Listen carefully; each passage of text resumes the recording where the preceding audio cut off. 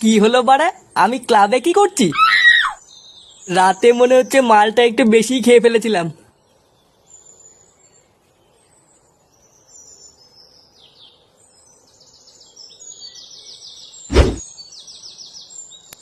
হ্যাঁ গো, তুমি চলে এসছো? হ্যাঁ, লেওড়া এসছি। শোনো না, তোমাকে একটা কথা বলার আছে। দেখো বাড়া, সকালবেলা করে কিন্তু হানিমুন হানিমুন বলে কিন্তু কানের গান মারবা না। না গো, আমি আজকের থেকে আর তোমাকে হানিমুনে নিয়ে যাওয়ার কথা বলবো না। সত্যি?